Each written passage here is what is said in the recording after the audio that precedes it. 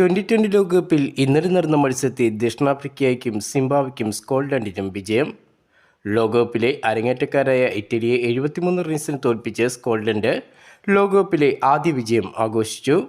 Scotland ഉയർത്തിയ 208 runs വിജയലക്ഷ്യം പിന്തുടർന്ന ഇറ്റലി 134 റൺസിൽ ഓൾ ഔട്ട് ആവുകയായിരുന്നു.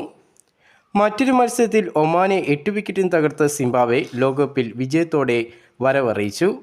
ചെറിയ സ്കോർ പിറന്ന മത്സരത്തിൽ ആദ്യം ബാറ്റ് ചെയ്ത ഒമാനെ 103 റൺസിനാണ് സിംബാബ്വെ പുറത്താക്കിയത്.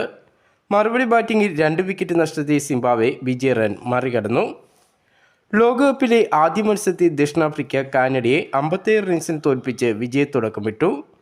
ആദ്യം ബാറ്റ് ചെയ്ത ദക്ഷിണാഫ്രിക്ക നിശ്ചിത ഓവറിൽ 4 വിക്കറ്റ് നഷ്ടത്തിൽ 213 റൺസ് നേടി. എന്നാൽ കാനഡയ്ക്ക് 8 വിക്കറ്റ് നഷ്ടത്തിൽ 156 റൺസ് നേടാനേ കഴിഞ്ഞുള്ളൂ. ലോകകപ്പിൽ ഇന്ന് നടക്കുന്ന ആദ്യ മത്സരത്തിൽ ഇന്ത്യൻ സമയം രാവിലെ 11 മണിക്ക് നെതർലൻഡ്സ് നമീബിയയെ നേരിടും. രണ്ടാം മത്സരം കളിക്കാൻ ഇറങ്ങുന്ന ഓറഞ്ച് വട ലോകകപ്പിലെ ആദ്യ വിജയം തേടിയാണ് ഇന്നിറങ്ങുന്നത്. ഇന്ന് നടക്കുന്ന മറ്റൊരു മത്സരത്തിൽ ന്യൂസിലാൻഡ് UAE നേരിടും.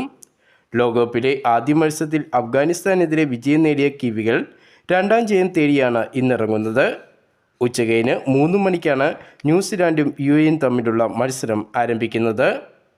ലോകകപ്പിൽ പാകിസ്ഥാൻ രണ്ടാം മത്സരം കളിക്കാൻ ഇന്നിറങ്ങുന്നു. ഇന്ന് രാത്രി 7 മണിക്ക് ആരംഭിക്കുന്ന മത്സരത്തിൽ പാകിസ്ഥാൻ്റെ എതിരാളി USA ആണ്. ആദ്യ മത്സരത്തിൽ നെതർലൻഡ്സിനോട് കഷ്ടിച്ച് രക്ഷപ്പെട്ട പാകിസ്ഥാൻ ഇന്ന് നടക്കുന്ന മത്സരത്തിൽ ഇന്ത്യയെ വിറപ്പിച്ച USA ആണ് നേരിടുന്നത്.